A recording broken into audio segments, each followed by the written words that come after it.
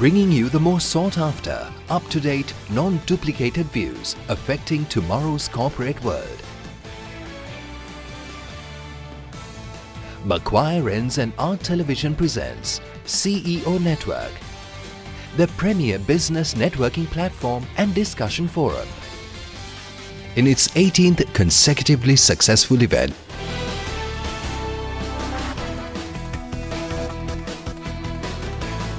Ladies and gentlemen, we are pleased to have you join us for the 18th CEO Network Forum hosted by Art Television and the Macquarie Rens Group.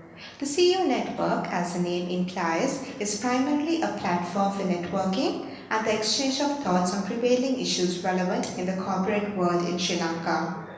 Our guest speaker today is Mr. Chandala Vikrama. He's a consultant of strategy marketing for National Savings Bank and will deliver his address on business sustainability through social transformation. Before we invite the guest speaker on stage, I cordially invite Dr. Nalin Jayasuriya, the chairman of Macquarie Rens Group, to deliver the welcome speech. A very good morning to you all, ladies and gentlemen, and thank you very much for being here with us in spite of being no traffic on the road today, strangely. And I hope all of you had a sumptuous breakfast, and I welcome all of you with a warm heart. The CEO Network, that is the title of our get-together once in 2 months, but Anika is very keen to have it every month. I'm supporting whatever initiative she comes with. And by the way, the RTV and Macquarie have joined. For those who are coming here for the first time, have joined together, and we bring this forum. The purpose and the reason behind this is that for all training, development programs that are happening in this country, you people are the ones who nominate your subordinates, your heads of divisions to attend those. But where do you get your updates from? I know sometimes you might feel slightly embarrassed and out of place if you were to go as a managing director and sit among executives to learn something that might go above their head but reach yours, or might reach them and be too low for you. So to avoid that type of predicament, we have brought this package together where you can comfortably sit and update your knowledge in terms of what is happening economically, financially, the industry, the manufacturing sectors, and all sectors. We bring hands-on experts to talk. Personally, a few of the people we have had are the Attorney General has addressed us. The World Bank head for Sri Lanka and Maldives has addressed us. The IFC head has addressed us. The business leaders have addressed us. So we will continue to do this and bring this to you. And this is an invitation only, by invitation only network. So there is no financial obligation. We want you to enjoy and take away whatever knowledge that you acquire today. So with that, Chandul, I can see you twitching your thumbs and waiting to come up here and take us on a ride. So over to you, Chandul. Very good morning to you, ladies and gentlemen. First of all, my thanks to RTV and Macquarie giving this opportunity this morning to come here and speak to you on this very, I would say, a challenging topic. Particularly, I think, as I came here also, Nahil said that he's a bit skeptical on some of these buzzwords, and particularly today on the this topic of business sustainability. And I think it's many often people across the globe as well as in our country talk about this subject. I have had something else to this brought as business sustainability through social and environmental transformation. Let's see how I will be able to convince some of you this is not only a buzzword, but this is something which we need to really adopt. There are a number of other buzzwords that is spoken today globally and even in our country when it comes to sustainability. The human leadership with regard to sustainability, I think 6 words I have identified. Uncertainty, instability is something which is 2 words constantly people talk about. and the human leadership is responsible for sometimes the uncertainty and instability. And some of the key areas of, if you look at our own country, these are some of the words which challenges us: the corruption, the conflict, and inefficiency. Then we have to move from that stage to the next stage of the corporates, the businesses, the governance and the management. The human leadership with regard to governance and management depends on the growth, the opportunity, transparency, ethics and equality.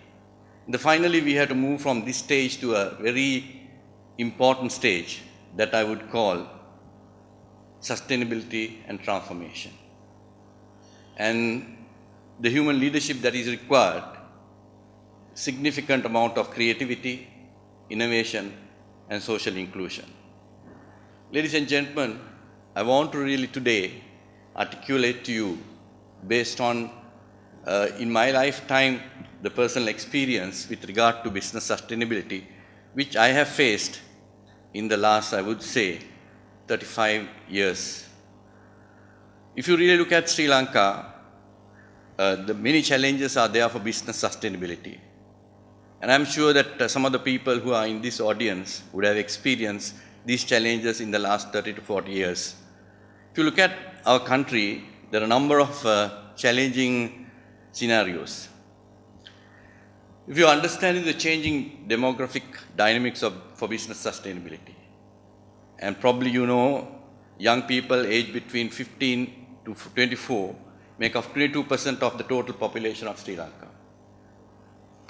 The population aged between 16 to 29 is about nearly close to 5 million, and nearly 80% of that is rural. The balance is urban and 4% is estate. The gender composition of the youth is 51% female and nearly 48% males. The youth unemployment in Sri Lanka is 17%. The people over age 60 years is 12.2%. Now this is a very interesting data that is available, and sometimes you may have known. But as I said, some of the challenging things which I have experienced in my life with regard to business sustainability is we have gone through in the last 30 years. But we haven't learned from the past. The country has faced 3 youth uprisings in the last 30 years. The economic inclusivity was demanded by the violence, by the youth. Sri Lankan youth speak loudly and clearly rightful economic engagement and inclusion.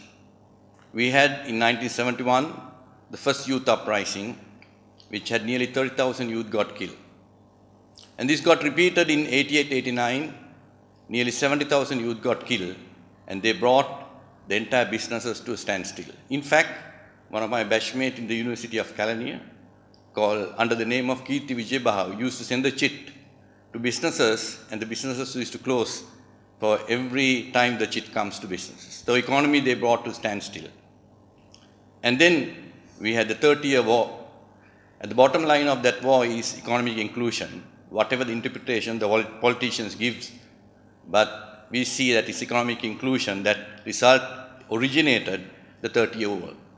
Now all this, I experienced the challenges for business sustainability. And you know, ladies and gentlemen, most of you had been in many businesses. And you know the challenges that we face during these 3 youth uprisings.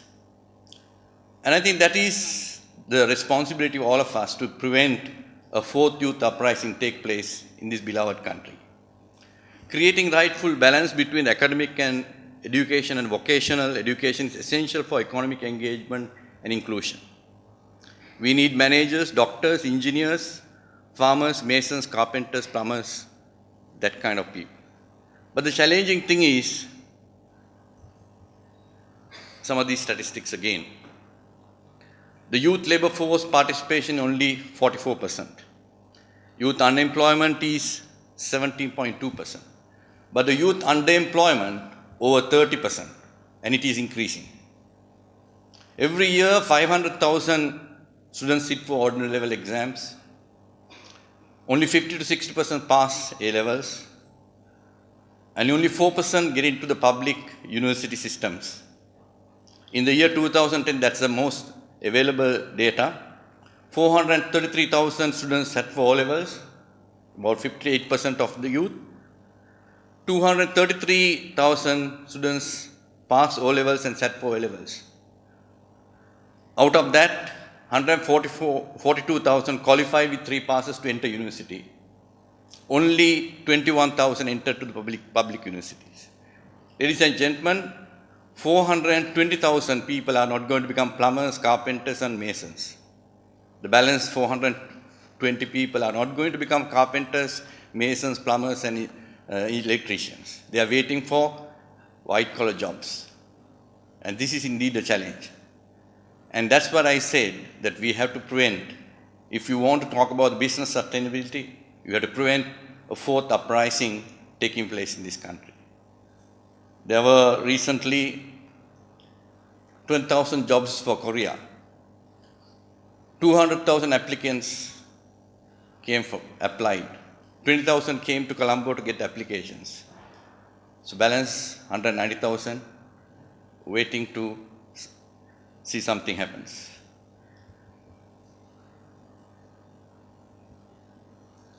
If you look at the youth employment through economic inclusion is absolutely key for Sri Lanka's future. The aspiration of Sri Lankan youth, the academic form of free education has created a desire for exclusivity, white-collar jobs. The technical and vocational skills-based education is marginalized. No aspiration to skills-based employment career. I met the other day one of the directors of NITA. He said there is a course for carpenters, only 2 people from the whole of the country entered for professional carpentry course. The gap between the employment opportunities and employability, huge. The unemployment and underemployment and the dignity of the labor. Who would want your daughter get married to a plumber or a carpenter? There's a huge issue here in this country. And most of the parents guided their children to O-levels and A-levels and let them out thereafter. And these are significant challenges for business sustainability. Also, the youth entrepreneurship is again something area which is marginalized by this country. Youth entrepreneurship is power to employability and empowerment. The creation of incubators across the country to blossom the youth entrepreneurship is absolutely critical for Sri Lanka. The building network of local impact investors who can invest in these youth entrepreneurs. The creating fertile ground for nurture the social entrepreneurs in this country, again, a marginalized area. Facilitating Sri Lankan Silicon Valley matchmaking between the youth entrepreneurs and impact investors is absolutely a need in this country. So, ladies and gentlemen, there need to be absolute partnerships takes place toward this. A relationship between the institutional framework for business sustainability. Public sector and private sector partnerships to make people sector economically enriched for business sustainability, absolutely a need. I think the public sector and the private sector work in silos in this country. Public sector go on their journey, private sector go on their journeys. But there is no cohesive partnerships taking place. There is suspicion between each other. And that is absolutely essential for business sustainability in this country. All stakeholders, the public, private, need to see the big picture and eye to eye. It is absolutely essential for business sustainability in Sri Lanka. Does the private sector label as the engine of the growth have the enough pulling power for economic inclusivity? I think without talking too much of the public sector, private sector has a huge role. If they are believing that they are the engine of the growth, and they need to have power to pull all sectors towards the growth. Bringing you the most sought after, up-to-date, non-duplicated views affecting tomorrow's corporate world. Macquarie Ends and Art Television presents CEO Network, the premier business networking platform and discussion forum.